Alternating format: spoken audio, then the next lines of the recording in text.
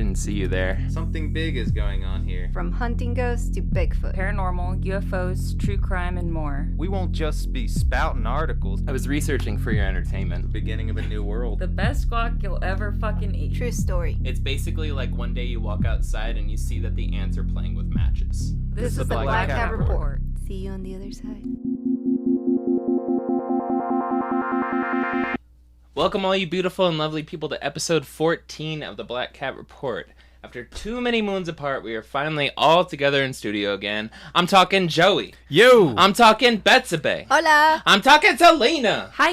And I'm talking me, Gil, here this week with something wild for you. For today's story, we will be covering one of the most in-depth breakdowns of an alien abduction ever recorded and ever reported by an experiencer. While there are mountains of cases and claims where people have been taken and managed to retain memory of brief glimpses from their experience, few have the degree of details, perception, and awareness this case offers. For 12 months, on a nearly weekly basis, Betty Andreasson will be repeatedly put under meticulous scrutiny. She will be hypnotized for literally hundreds of hours, and every detail of her testimony scrutinized. Ultimately, Betty will be subjected to multiple lie detector tests, character checks, analysis of evidence, hundreds of hours of debriefings verging on the point of a soft interrogation, and never once will something be contrarily discovered or raise any doubt. Her story checks out. Whoa. Now, to give some important context and add even more credibility to this story, it's important to understand Betty is, and was raised as, a fundamentalist Christian. And while this doesn't make her inherently more trustworthy, it does set the scene for us to realize her abduction stands as a major conflict with her, and, as we'll see, her family's beliefs. In other words, this is the last thing she wanted. She was not at all primed for it, and as wild as it will be, when broken down and compared to the piles of other abduction cases, her story adds up. And I'm going to be honest, if you've never done drugs, if you've never danced with psychedelics, you're going to be convinced the protagonist of this story is on drugs. And if you have done drugs, tap the rainbow dragon, lick the devil's sweat, bang the brown banshee, or any other metaphor for doing drugs I just made up, you're also going to realize that this person was not on drugs and that you would love to get a hold of whatever they had. Why can't it be both? Too long. It's too long and too intense. Now, for a primary source in this episode, we will be using and following closely a book called The Andreasson Affair by Raymond E. Fowler, which we purchased after two listeners of our show, Rachel and Tim, so awesomely gave us an Amazon gift card that we used to buy it, along with retractable highlighters, which I burned through faster than cigarettes. So a huge shout out to Rachel and Tim for helping us keep the lights on and our minds filled with paranormal reading. Thank you. Thank you. Yeah. Thank you. Thank you guys. We love you. As for our story, before we dig into the more juicy parts, we'll need to back up and give a little context. After getting married fairly young in the early 1950s, Betty, 17, and James, 21, the Andreassons found and moved into an old farmhouse. It was an affordable fixer-upper, or, as the author of the book called it, a handyman special, located in Ashburnham, Massachusetts. That's cute. Yeah. I don't trust a town named Ashburnham. But a handyman special sounds so cute. It does. Does it sound like you have a dilapidated home? It's Handyman special. It's a handyman special. Spotted with the sleepy remains of century-old farms tucked along the rolling hills and dense forests, Ashburnham, with the total population at the time hovering at only 2,800, was a fairly small neighborhood in a very rural area of northern Massachusetts.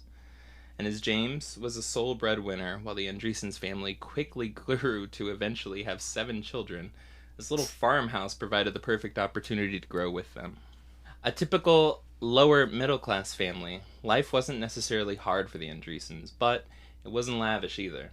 Regardless, Sundays were always a day of celebration, cookies, smiles, and salvation, and this was the cadence of life until December 23rd of 1966. After being rear-ended, James was thrusted into a severe head-on collision. He survived, but his injuries would result in weeks of in-hospital care before months of slow recovery at home. Shortly after the accident, Eva and Waino Aho, Betty's parents, would move in to help with taking care of the kids and the chores. This finally leads us to who was home on the evening of January 25th, 1967. After an early dinner, Betty was in the kitchen finishing up a few things before heading off to check on James at the hospital. The kids, fed, dressed, and chilling with their grandparents in the living room, were all watching Bozo the Clown. Anybody else? Bozo? No, and that's creepy. No, never watched Bozo the Clown. I never watched Bozo. No, the thank Clown. you. That was my favorite. I loved Bozo growing up. That explains so much. Yeah. Kind of does. I hated Barney so much. I I got in love so much Barney. trouble for telling my parents I thought Barney was stupid. I mean, Barney was doing other things, but neither here nor there. Well, that's when, fading in and out, there's a flicker and the house goes completely dark. No. The kids panic and run through their home looking for their mom. And that's when they first notice it. From the kitchen window, a pink light is now slowly shining through. Oh no, we're jumping in that quick, yo. It begins changing from pink to reddish orange, and it grows brighter and starts pulsating. Betty tells the kids, "Be quiet. Quick, get in the living room. Whatever's out there will go away." At this point, the family noticed a change in the air. A stillness, quote, like the whole house had a vacuum over it. Huddled together and watching, terrified and confused in silence in the living room, the psychedelic nature of a close encounter begins. Quoting the book now, the Andreasson kitchen had become a kaleidoscope of reflected color and dancing shadows, keeping cadence with the flashing light, end quote. Wayno got up and headed to the kitchen, peeking through the pantry window to get a better glimpse of what was going on outside, stating later, quote, "These creatures that I saw through the window of Betty's house were just like Halloween freaks. I thought they had put on a funny kind of headdress imitating a moon man. It was funny the way they jumped one after the other, just like grasshoppers. When they saw me looking at them, they stopped. The one in front looked at me, and I felt kind of queer. That's all I knew." End quote. Jumping now over to 11-year-old Becky's view from the living room, as she peered down the hall into the kitchen, dark silhouettes began blocking the light, leaving shadows sliding across the kitchen window. Then all senses and strength were lost. Everyone became frozen except for Betty. 9 out of the 10 people in the house were stuck in suspended animation. Betty looks around in disbelief before the experience kicks into full swing. Through the kitchen door, and I literally mean through the closed, solid kitchen door, 4 identical short beings with large, pear-shaped heads and clay-gray skin begin coming through in perfect unison. And this is, picture when you're a kid, and when you fold up a piece of paper and then you cut it into the shape of a person or like a snowflake or something like that, and then you unfold it. Now, take that string of connected papers that you all did, and hold it out in front of you at kind of like a horizontal angle, right? That's how they were walking through the door. What? Why? I don't know. And to add to this, they were walking about an inch off the ground, right? So all of these things with the exact same appearance coming through the door, almost like they're unfolding out of a 2-dimensional reality, moving like a horizontal fractal into the house. I like almost want to pull out the book to show you guys what this looks like, because there's drawings everywhere. These I wanna aliens see it. came through the door, and then they looked at Betty, and then they just looked at her and said, "She's a witch!" Because they're in Massachusetts, so. Well, Betty, like anyone would be, is standing there confused as hell, trying to make heads or tails of the situation when it finally dawns on her. Quote, "I'm thinking they must be angels, because Jesus was able to walk through doors and walls and walk on water. They must be angels. Aw. And scriptures keep coming into my mind where it says, 'Entertain the stranger, for may be angels unaware.'" That is so cute. Like, she's trying to see it in a positive way. Yeah. She kind of is, yeah. Seeing it through the lens of fundamental Yeah. Christianity. Like, that's nice. Because I would not see it that way. No. Well, as they grew closer to Betty, she began to get a better look at them. Their eyes were a light, cloudy color, 3 large fingers on each hand, and they were wearing a dark blue uniform with a blue slash or banner across the chest. They literally look like little space cadets. Aw. A tranquility overwhelmed Betty. Quote, An aura of friendliness emanates from the aliens, from these intruders. And she was no longer frightened. Huh. While all of them are a spitting image of each other, the one in the front, the first one to come through the door, who is assumed to be the leader, was slightly taller than the rest, standing at about 4 feet. So tall. Betty recalled his left eye specifically. It was fluttering, physically moving on a pivot like the wing of a hummingbird. So it was going like this. Just like literally just like Going nobody, like that. our listeners can't see this, but we all have our hands on our face, like waving them. How like, can you not? I don't- Can you stop? Can you stop that? What is that? Are you Just winking do it. at me? Yeah, are you flirting with hitting on me? I'm I'm a married woman. They thought he was the leader too, because the sash said leader on it. You know, like I'm just gonna go out on a limb here. You're the lead angel. Leading joke. Michael? Oh. Well, the one with the crazy eye.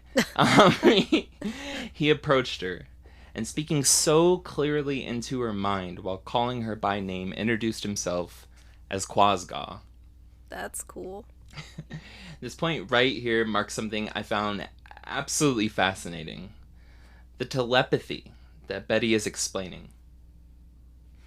It's like so strong, it comes across as sound, but there's no sound being made, while at the same time, images are being planted in her head that are kind of acting like, a way to like bridge a gap in translation, right? That's like the movie Arrival. Yeah. mm-hmm. Oh, That's man. cool. Have you seen that one? I have, but it's been like so long.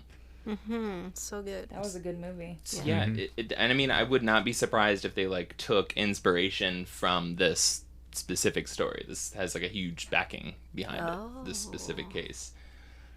But yeah, I just found that absolutely like awesome. Like it makes sense, and to me, it kind of like matches like if you're in another country or in your situation where like you don't speak the dominant language like in the area.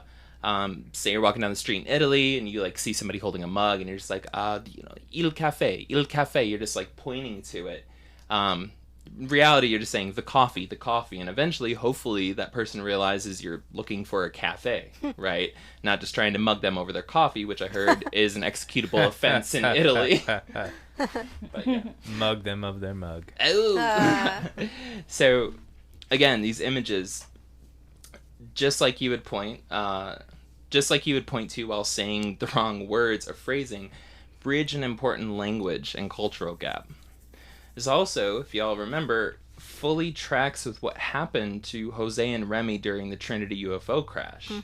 I think it was covered in episode 1, maybe episode 2, but when they saw the creatures freaking out, the kids were overwhelmed with sound, but also Remy in particular had his head flooded with catastrophic imagery that fucked him up. And like literally fucked him up into his adulthood. Right? It was the same thing. There was the loud squealing, screeching noise and stuff like that they couldn't get away from. They felt like they were in a vacuum. All the sounds around them stopped besides that. And imagery was flushing into them. It's the same thing. So, anyways. Back to meeting our new homie, Quasga. After introducing himself to Betty, he stretched out his hand towards her. Betty completely missed the mark. Quoting now from the book, "Do you want something to eat?" They merely nodded. And so, end quote. "And so I went to go get some food from the refrigerator and a pan from the stove, and I started to cook some meat." Oh. The entities stared impassively at Betty momentarily, and then she received another mental impression. "And I turned because they said something to me, and they said, 'We cannot eat food unless it is burned.' And so I started to burn the meat, and they stepped back, astonished over the smoke that was coming up." This is so cute. It's gonna get not cute. But yeah, it's cute right now. It's cute. Like this lady, I love her. She's kind of awesome. Yeah, Like I she just is. want to go to her house and have her cook something for me. Like what a great host. Right? He's about to turn into Gordon Ramsay, though. Well, the beings corrected Betty as clear images formed in her mind, and they said, But that's not our kind of food. our food is tried by fire. Knowledge tried by fire. Do you have food like that? To Betty, the answer was obvious. Knowledge tried by fire. What does that They mean? wanted the one truth, the only truth. Food for the eternal soul. Yes, I think I have something like that. It's in there. Quote, they followed me into the living room, and I looked and I saw all my family as if time had stopped for them, and I wondered what happened. But I glanced down and I picked up the Bible that was on the end table. I turned and I passed it to the leader. The leader passed me a little blue book in exchange. Wait, so what did they want to eat? I don't get it. They were saying knowledge tried by fire, and she interpreted that as like, oh, they want the Bible. Yeah, I guess with like the imagery and stuff like that, they were like, we want to Like irrefutable knowledge. That's Like- their food. Yeah, Knowledge. that's I what they guess. said their food was. Oh. I think they were like, maybe they were like mixing up the concept of like to consume, Yeah, yeah, yeah. you know, like, and they kind of were taking that as like a literal. Oh, they would hate Thing. me. I would be like, I don't understand. Why are you telling me? I'm sorry. I can't I mean, understand what you're it saying. is just like Arrival in that way when they don't understand when, you know, she's talking about how Yeah. the tool could mean weapon Weapon, could mean yeah. either a tool for us to help or a weapon. And Yeah. so like the just the differentiating of like the words meaning different things. you Yeah, know, yeah, yeah. the same word meaning That makes different sense. Yeah, I would be like, I'm so sorry. I can't help you. Can't help you. I'm sorry. Go to another house. I have an Encyclopedia Britannica. So, Quasga, holding the Bible, waved his hand over it, and multiple copies, all thicker than the original, appeared. Whoa. He proceeded to pass them out to the other three beings with him. Once all four were holding on, they looked down at them. The pages, pure white, almost to the point of being illuminated, started flipping on their own in perfect unison. At this point, I just imagine Betty thinking, oh my god, I gotta learn this trick for Sunday school. This is Yeah. nice, you know? Well, when they finished, presumably speed reading the Bible, they all looked up at Betty at the same time. What the fuck did we just download? And it was at that point the alien species started having their first holy war. What was that shit? Was it literal? No, dummy, that was a beautiful allegory.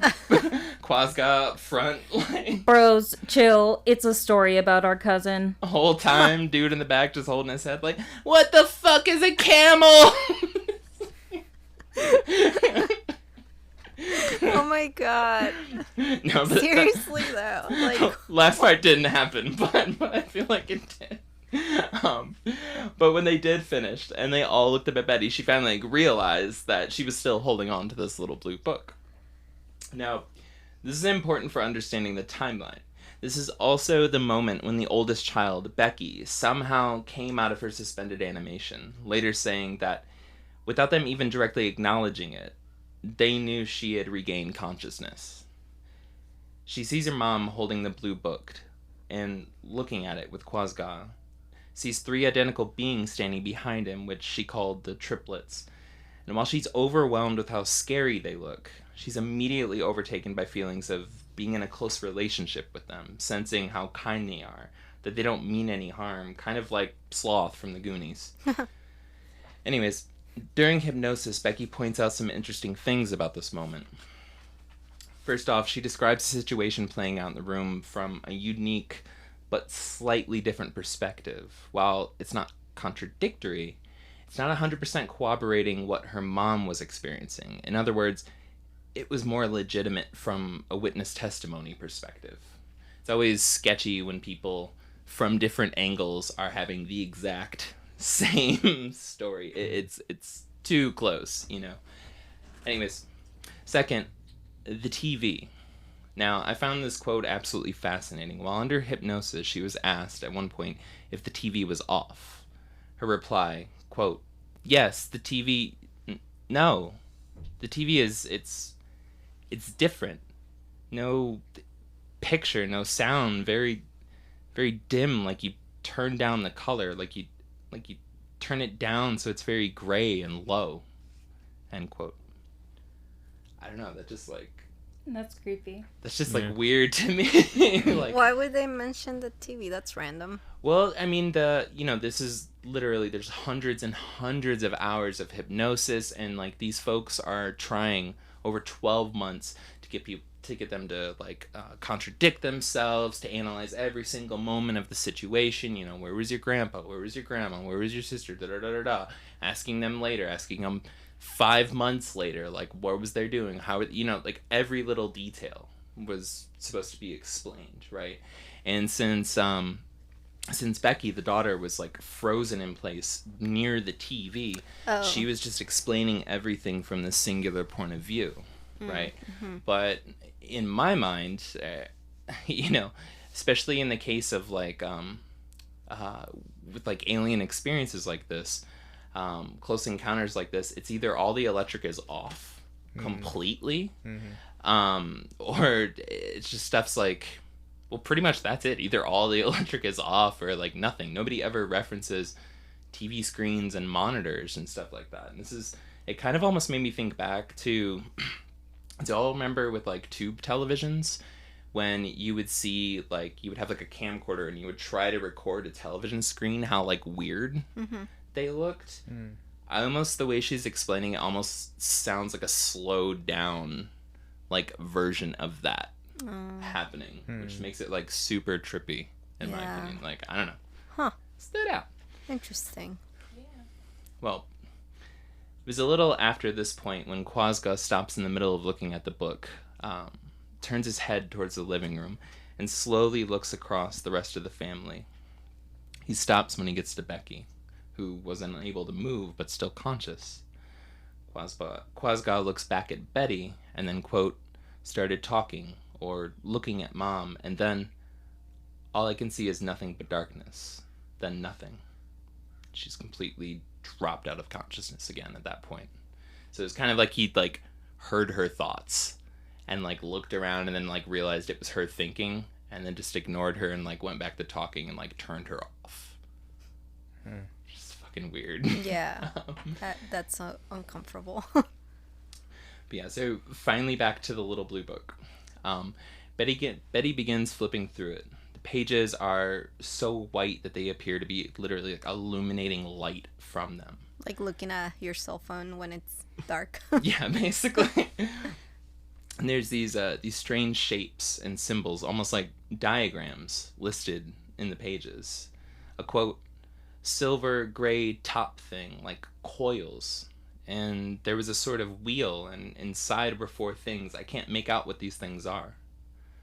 Upon closing the book, she notices the eyes of the creature standing in front of her. Quote, and their eyes are so funny. One minute they're light, and now they've gone all black with a little ball in it, and they're just moving straight, especially that left eye. End quote. Just like what her daughter mentions, there's an overwhelming feeling that goes along with their presence, almost like a spell that you're aware of but unable to break. Even still, Betty, a mother of 7, is not one to mince words. She proceeds to get into the first of many arguments with the entities, going back and forth with them as they ask if she'll come with them. What are you doing here? We have come to help. Will you help us? How can I help? Would you follow us? Are you of God? You keep saying you've come to help the world. Why? Because the world is trying to destroy itself. How can I help the world? Would you follow us? If you're of God, if you are here to help and are of God, I would follow, but do not deceive me. Would you follow us? Would you follow us? What about my children, my parents? They are all right. Would you follow us? See, they're just resting there. They are all right. Would you follow us? Would you follow us? Oh, Lord, show me what I'm supposed to do. We will not harm you. Would you follow us? All right. Sounds like a song. Sounds like a song. Y'all, that was Would you follow us? Would you follow us? Oh my god, this poor lady. Betty drops a 60s folk album. I mean, I feel like she could have asked, okay, can you give me details? Like, when am I coming back? Am I coming back? Yeah. What? Like, not just like, follow us. True. They read the Bible. That's And true. they were just like, this makes sense. They'll just have faith in anything right now. Gotcha, bitch. But like, Wouldn't they be scared though? Like, they crucified their hero. we should go. Yeah, like that meme. Like, what did you guys do to Jesus? We gave him chocolate. Chocolate's in the best wine. Yeah. Oh yeah, Jesus comes back every year. Yeah, we give him our best chocolate and wine. What'd you guys do? But, yeah. Well, as soon as Betty agreed, Quasga told her to stand behind him. And when she went to go step up to him, swoop, she was sucked into place. Whoa. Moving in unison, just like all of them were when they came in through the kitchen door earlier, except now she's one of them, walking a few inches off the ground and passing through the wooden door. What the fuck? Making their way into the backyard, the whole area was filled with a dense fog. Not uncommon for the area, but in this situation, like, definitely noticeably thicker than usual. Yeah, to add more dramatic Yeah. to Yeah, it. and that's also why people, when they were like, how come nobody else saw it? They Yeah. were like, Well, we saw well, the I fog." could barely even see that I was next to my house. With the fog being so dense, she Yeah. could only see the corner part of her house and part of the craft. Definitely on purpose. Yeah. It was Also, like super like, obfuscated. Why couldn't they just open the door? They just had to go through the door. They could have just like opened the door. It's like they want to add drama to this. Like, you could have just opened the door. With their fancy little like Broadway sashes on and just Yeah. like everything. I mean, to be fair, Their fog machine. if you could go through a door without opening it, I would do 100% it. everyone would do it. I would do Yeah. it. Yeah, just if you're going into it, especially into someone's house, and you're like, follow me, you Show know, us. I you're would not going to be love like, to do that. I hold could on, just let me leave open my the door. locked and come in and out as soon as I want, or whenever I want. The doors end up being a pretty big part of the story, so I'm glad y'all are picking up on that. Oh. But so yeah, well, sitting in the thick haze as they're going into the backyard, positioned on a hill, right there, was a massive craft. She immediately started getting nervous. Something Quasga picked up on. Without missing a beat, he says, See, you can trust me. Look over at the ship. he then proceeds to make the bottom of the ship clear. Like, literally, he made the entire bottom of the craft look like it was made of glass. Cool. Mm-hmm. And it was at that point Betty started realizing that a lot of the weird things she saw in the little blue book just moments before were parts of the ship that she was viewing through its floor. Huh. Betty starts freaking out. What is it, Quasga? I have other things to show you. Come Oh, along. no. Come along. He's just like, "Pfft, you ain't seen nothing yet, lady. Just like, let's do this. and on the inside of the ship is Michael Bolton. Oh my God. Well, the floor... I can't. Neil Diamond live in concert, opening for Michael Bolton. And Michael Jackson. He's actually alive. He was just abducted. Yeah, he just got abducted. You ready, Quasga? So, the floor changed back to its original silver gold color. Quasga raised his left hand and an opening appeared. The five of them then went inside. Once on board, Quasga and the other three aliens literally ditched Betty, leaving her awkwardly standing by herself as they had this like little huddle on the opposite end of the massive room. Quote, Oh my God. this is great. Quote, and they still are talking over there, and they glance over at me once in a while.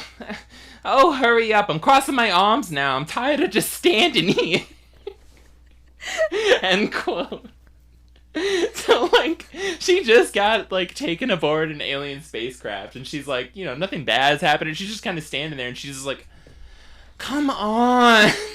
She's, like, so portal already. Get to the probing already. It makes me think of like, going to a party with like a group of friends and you're the only one out of the group that doesn't know everybody at the party, and they just ditch you, and like literally they're just kind of talking in their huddle and like looking back and then just da-da-da-da-da, and then looking back and you're just kind of like wallflower over there like do. It's just like, oh, come on. I can totally relate to this lady. Well, eventually, I totally can too. A couple of the aliens leave. Quasga brings Betty over to the two that stayed and says he's going to prepare and asks them to take her to the upper room. Again, she's swooped behind them and is walking in unison. Doors start sliding up from the floor and walls as they are moving, and they start passing through them like portals, with spiral staircases on the other side that just start appearing. All right. It almost reminds me of that really famous lithograph, that Relativity by M.C. Escher, the one with like all the stairs going in the different directions, like that. That's basically what was happening in this craft, with just portals just appearing everywhere, and they're just like walking straight through them. If they can float above the I was ground, just gonna- why do yeah. they need stairs? Yeah, what do you need Like, stairs what for? what guy was their architect of their ship was like, you know what? MC Escher was probably the architect. And just looking at it like, these need stairs to nowhere. These portals gotta have steps to them. Yeah. You know what you little guys need? Cardio. And you're not getting enough of it. I got a plan. Yes. But anyways, they finally get to a room, and then they ditch her again. At this point, her body's starting to feel heavy, to the point of almost being paralyzed. All she can move is her head. Oh, no. So she's like literally not just awkwardly at a party, but awkwardly being overwhelmed with anxiety at a party at the same time. And not being able to move. And in true Betty fashion, she starts complaining again. Two of the aliens come back and motion to her to follow them. Of course, like right when they do that, it kind of like gives her this release. And they take her into the center of the room. The floor begins opening up, and they slowly start lowering down, all of them, into a large silver tube, eventually landing in a different room. They bring her over to a platform with an intense light shining down on it. And quoting directly now, Would you get under that, please? well, what is it first? It's just a cleansing thing. Will it hurt? No. It's just to cleanse you. Well, when standing on it, Betty goes on to say that the beam of light around her got so intensely bright that she couldn't tell if a covering came down and was surrounding her. After this, they walked her over to another area, a small, wedge-shaped room that opened from the wall, barely illuminated by a dim, glowing light. Inside, a white, almost hospital-style garment was hanging. Would you please change? I don't want to change. Please. Would you please change? But why do I have to change? There's a white garment there for you.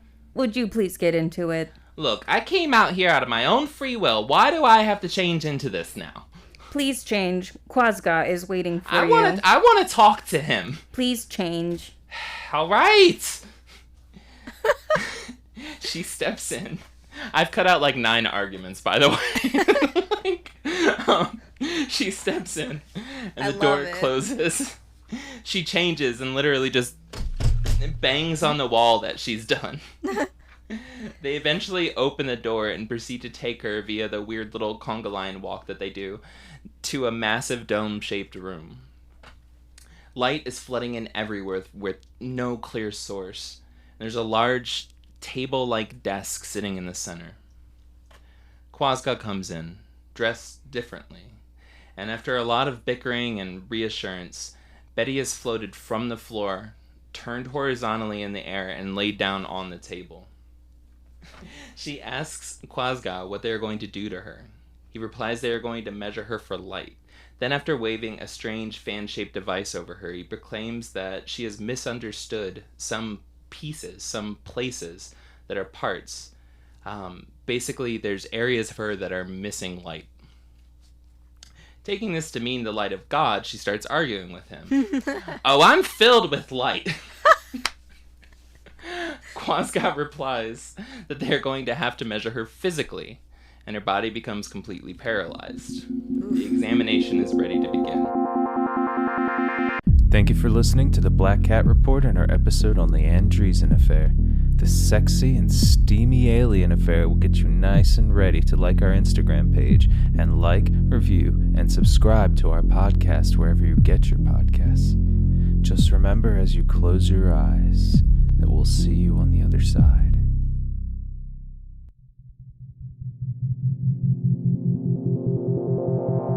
The examination is ready to begin. Weird-looking wires come down from the ceiling with silver-colored needles at the end. One of the needles bends in closer to her face, and with a slow, pushing motion, slides into her left nostril. Quote, "I heard something break, like a membrane or veil or something. I know. Like a piece of tissue or something they broke through." End quote. Shortly after the needle went in, one of the entities in the room touched the top of her head. She said, quote, "They were waking something up." And then the pain completely disappeared. Next, another wire lined up over her lower stomach, and with the same steady, penetrating motion began slowly pushing a needle through her navel. What the fuck? I remember when I got my belly button pierced. Wait. Is she not under anesthesia or anything? No. She's feeling They everything. just touched the top of her head, and now she couldn't feel pain anymore. Okay. Well, okay. Kind of, yeah. She could still feel it. Best way I can... It said the pain Picture completely disappeared. Yeah. But from the full text and stuff like that, the best way I can explain this is almost like when you're at the dentist and you get like Novocaine or something like that, and like you can feel the still pressure. feel the movement and the pressure and stuff. Yeah. But this is like pressure going in your body and moving around. Yeah. Weird. So yeah, once these needles were inside of her, the entities began speaking to each other. Again, she low-key got ditched for like a minute with all this stuff in her. This part again stands out to me, right? The way that she explains it in the book, or like under hypnosis, and like the way it keeps coming up, they aren't talking audibly, telepathically. Now, this is weird to me because I've never heard of a situation where someone is overhearing a group all telepathically speaking to each other. Yeah. Huh. That's just weird. Normally it's like one-on-one and it's like very direct. Yeah. But with these like weird little like, alien huddles like over in the corner, she can literally hear their different voices talking while none of their mouths are like moving. It's like they were over at a water cooler over on the side just being like, damn. I can't believe she fell for that. Yeah. Well, all we had to do was ask a few times. They're southern again. Yeah. I don't know why I keep going to these aliens being southern. Live in Damn, Texas. southern aliens. All Well- my exes live in Texas. All my X-Wings live in Texas. Lol. Star Wars? Nobody. Damn it. Alright. Anyways, finally they tell her that they're confused because she has some parts missing. What? What they hadn't realized at the start of all this is Betty, due to medical complications, had gotten a hysterectomy after her 7th child was born. After this, they keep Wow. exploring her insides with that needle that's shoved through her navel. She can feel it snaking around inside of God, her. no. At this point, the touch on the head from earlier isn't working anymore, and she's crying out in pain. Fuck. Ow. And, in true Betty fashion, she does not fail to give Quasgop and the rest of the crew a piece of her mind. Yeah. The events do get incredibly redundant from here as they get explained in nauseating detail over pages and pages in the book, so we're going to skip ahead a little bit. Trust me, there's a lot more content. After the procedure is through, Betty is again levitated and placed in a single file line between the beings. They walk back to the small wedge-shaped room where she changed earlier, and she put back on her clothes. This time, though, when she was released back into the hallway and started following the beings, they took her past where the silver tube was earlier, and to a wall where a door appeared. When it opened, they began heading down a long, black tunnel with a lit-up room resting at the end. Upon reaching it, she noticed a glass-like chairs, 4 on each side, lining the walls. Please be seated. Well, what is it gonna do? Please be seated. Oh, We no. will not harm you. You did already. lied about that. Yeah. Yeah. This seems like a terrible day at the doctor's office. You I know? know. Are you ready for the probe? Yeah. Cough There twice. After the needle thing, like, literally, there was, like, 8 arguments with Quasga. Quasga went back and forth, like, 8 times to the group. In her mind, she was like, Quasga is totally standing up for me, and he's looking frustrated, but also they're all expressionless, and so it's like, well, you're also in a lot of pain. I don't really know where to draw the line here with perception. So, like, but it just keeps going back and forth. And they're like, well, we need to do this. And she's like, but you said it wouldn't hurt. And then it hurts. And then they tap her in the head. And then she's chill for a moment. And then more shit happens with needles in her belly and stuff like that. Christ. And she complains and they tap her in the head. It literally, it's like 8 pages of, like, needle moving. Ow. Boop. You know? Yeah, like, yeah, just yeah. over and over. And I'm like, yeah, anyways, moving on. So, slightly mesmerized, she sat down and, quote, a transparent enclosure came down around her. It felt strange, like moisture was being sucked out of her body. It was getting colder and colder. She began feeling heavier and was trying to comprehend just what she was experiencing. 3 tubes came down from the ceiling and went through the enclosure, then down her throat, and up both nostrils. What the fuck? They were pumping in air as a gray liquid began pouring over her head and down her body, filling the small, form-fitting seal around her while she hears a voice in her head. Just keep your eyes closed. You'll be fine. Okay, so this is the part where it gets weird. Oh, okay, because it hasn't. And by that, I mean her whole body becomes a vibrator. Hold on one sec. What? I need to sip a beer for this. It's about to get real sexual. Ooh. Betty. Betty.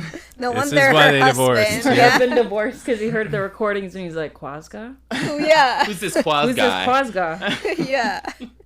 That makes sense. Oh my god.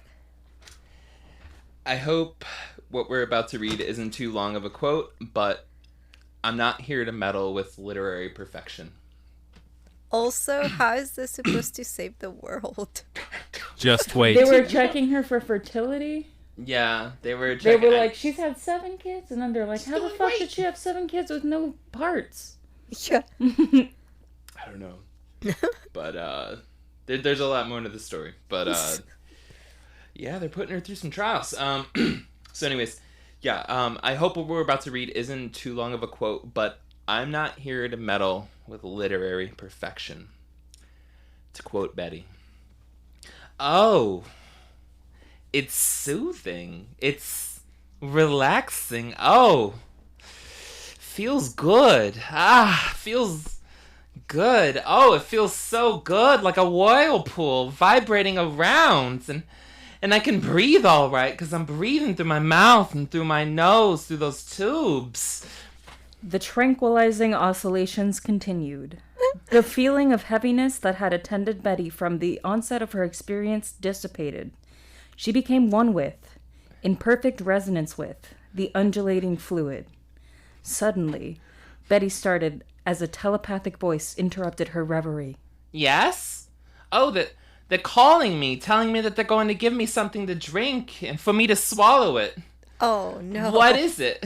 What is it? They said not to be alarmed. It's something I must go through and take. What is it?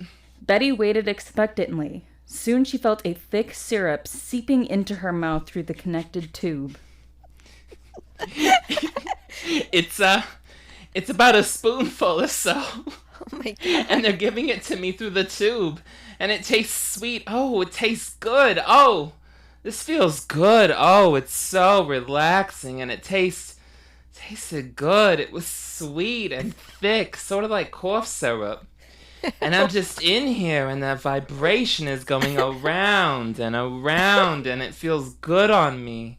I feel very relaxed, just like a whirlpool. Did they give you this water syrup through the tube? They gave it to me through the tube. Someone's tube. Someone's too. If y'all want to check page 79 and 80 of the book, that is word for word a direct quote. Oh my god, Betty. Betty, come on, Better Betty. get together. Okay. Are you sure you weren't reading She was one of filled those with light, all right. Harlequin romance novels in the middle? She just got confused. Oh my god, this explains the affair part of the book's title. Oh man. Shit. Oh. Damn it, I didn't even think of that. I am slow to it. Well, Betty. not long after Betty swallowed the syrup, the vibration stopped.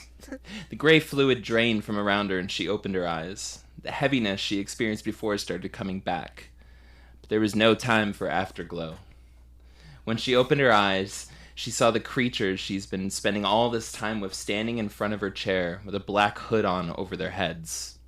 Oh. One steps forward and pressing something releases the weight she was feeling on her body and opens the chair. So did she get raped by this guy? Kind of. No. She was just having a good time. Yeah. Experimented on. I mean, they kept asking if it was okay. So I feel like they had consent there. Yeah, because they're Yeah. like, "Can you do this?" And she was like, "Yes, okay." You know, they never were forceful. It doesn't seem like. Well, okay, so were they probably trying to impregnate her? No, I don't think so. I think they were just like checking her fertility. I don't know. That's like one of the things that like comes up a lot, like in X-Files. Mm-hmm. That like aliens, when they do abduct women, a lot of the time they have testimony of like things going into their stomachs or their abdomens, like looking for reproductive stuff, they think. Yeah. And that happened with Betty and Barney Hill. That's why there's like that whole That like happens all hybrid the time. program conspiracy thing happening. Yeah. Hmm. So I feel like they were just having a good time, Mm-hmm. yeah, a little bit. releasing some tension there. They were just like, "Man, all work and no play." She's a little uptight. Send her to the chair. Well, so, yeah. Oh, Betty. So yeah, the one dude, the one entity steps up, presses something, releasing the weight she was feeling on her body, and opens the chair. Follow us, please. Swoop! She's sucked back into line and walking behind them. They begin down a large, pitch-black tunnel. Their now silver suits were emitting a faint glow, which mixed in with the pitch of the tunnel, and the hood on their heads gave the illusion of their headless bodies going through the long corridor. To Betty's anxiety, they're heading straight towards a glass-like mirror without stopping. They float just straight through this giant wall mirror thing, basically. On the other side, the air, the atmosphere itself, had a vibrating red intensity to it. Now she sees there are buildings everywhere. No sign of vegetation at all, but just stucco-looking buildings dotted across the landscape like a city. As they kept moving closer to the city, she realized there were hundreds of creatures crawling all over the buildings, just going in and out of the windows, right? Quote, and these beings they got 2 eyeballs, and there are loads of them. Oh, they're scary. And they've skinny arms and legs and kind of a full body. End to their eyes, they can move every which way, and they can climb just like monkeys. They climb up quickly and swiftly and down and around and in and out of windows. They're all over the place. They pass by the creatures without any issue. Betty, the whole time, freaking out, asking what they are. Betty had been transported to another planet, and the ride of her life is only just starting. Oh my god. And that's where we'll pick back up next week with part 2 of the Andreasson Affair. That's why it says affair on the Yeah. Yeah. Oh my god. Isn't What that did we crazy? just listen to? It I gets have- weirder. The first book of the sexual series. This is one of like Melanie's books. Yeah, yeah. We have a French friend that writes one of those, what are they called? Romance, Harlequin romance novels. Yeah. Oh, wow. Series, rather. Yeah. Yeah, this, like... Drugs don't do that. I'm just gonna go ahead and say that. Drugs don't do all of that. Drugs might give you a moment of that, but not all of There's this. like a whole story. Mm-hmm. Yeah. There's more. There's so much more. They just How got does to the she planet. remember all this? Like, this is the first. Usually, people, like you say, they're flashbacks, and this is like she's telling us word by word what happened. Yeah, and like I didn't get like too into it at the beginning, but like the hypnosis process was like a huge part of this. So like I've heard it said a bunch of times in other podcasts or other kind of coverage around the Andreasson Affair that she wasn't as freaked out as, like, you know, if you've ever heard like the Betty and Barney Hill tapes, like it's like blood curdling during their hypnosis sessions. They are horrifying, right? And people are like, oh, she was so calm during it. No. Like there's parts where she is totally calm. She's the calm, cool, collected Betty that we know and love, right? Mm-hmm. But then, you know, when it gets to certain parts, like with the needles, she started freaking out. And in the hypnosis, right, the hypnotist, what he did was he set up two situations. So he's like, now you're just going to be a prospector. You're just going to be like on the outside viewing what's happened. You're not going to be experiencing it. And so he set it up like, so for part of her memory, he was like, you're just an outside spectator watching it. Tell us what's happening. And so he tried to like disassociate her emotions from it while she was recounting what's happening. While at the same time, they would have sessions where she was an active participant in it. She was, you know, in the place she was supposed to be in. And it's like, I don't know. It's just all the folks in the room are just commenting on like how they're about to like snap their pencils, and they're like watching her face cringe, and she's like just like contorting and freaking out. And they're like, all right. Now you're this, and they like shift her back into like this and that and the other. Well, at the same time, I will say that some of the hypnosis sessions seemed like a little bit like what's the word I'm looking for? Voyeuristic? I don't know if that's the right, like they commented, so they did this every single week, right? Voyeuristic's not the right word, but it's a little bit like, anyways, they did these every single week for a year. They would meet up with her, and they would meet up at the same Waffle House or like waffle place, get pancakes and waffles and stuff like that, and go back to the hypnotist's office and spend like 8 hours on like a Saturday, right? Wow. Like doing, and they did this for a year. Did she get paid at least? No. And she ended up selling her entire story rights to like Universal Studios or something like that for like $15,000. It was like literally nothing. Even then, it was like nothing. And this was like way after the book and like all this other stuff. But wait, why Universal Studios? Did they make a movie? I don't know. I don't think they ever did anything with it. But yeah. So like the hypnotist, like they would. It was nuts because they would be like, okay, you know, like we're getting to this point, but you're at this really juicy point, basically, and they're like, okay, I'm gonna lock this scene in place in your mind, and when we come back next week, we're gonna start from right here. And then like they would just make comments in the book about like, we didn't even want pancakes, we just wanted to get straight back to the hypnosis session. And like they were so hyped up about like, what the fuck's gonna happen next, dude? Like, but there was like 3, 4, 5 people all there, all taking notes and like participating in this like while she's going through these sessions. And then after the actual hypnosis session, they would have like a debrief kind of, where they're like, oh, well, you said during hypnosis XYZ, what did you mean by this? And so after telling them all this shit for like 8 hours, she would go back and just recite in perfect detail like everything again. Like the hypnosis was, you know, bringing it back up in memory.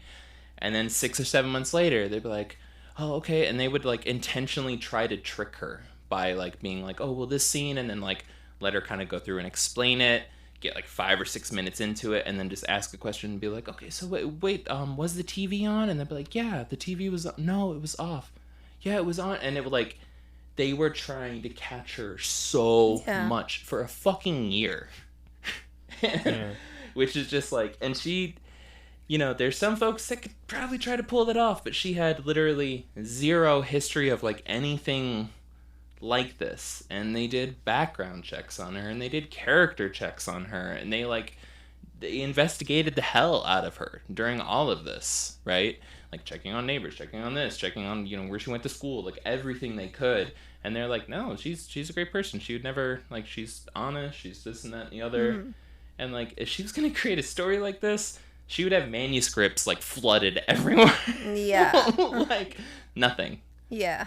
And like, which is in something like this where it kind of comes down to like you kind of just have subjective proof, you know, you just have the experiential proof. Like it's kind of as close as you get to legitimate. This is very you know? in detail. Yeah, y'all got to read the book after this. I'm just saying. Oh, poor Betty. Yeah, poor Betty. She still has a lot of crazy adventures left with Quasgar, though, let me tell you. The doctors were sitting there, the medics were sitting there and just be like, so tell us about that part of the story again. How did you feel? Oh, it feels good, like a whirlpool. Thank you for listening to the Black Cat Report and our episode on the Andreasson Affair. We hope this episode got you nice and ready for the next part of the episode coming next week. Remember to always like, review, share, and subscribe to our podcast. As it gets cold outside, get next to a fire, grab a glass of whiskey, scotch, or whatever you drink, and put on our podcast, and it'll get you nice and warm for those cold days. We'll see you on the other side.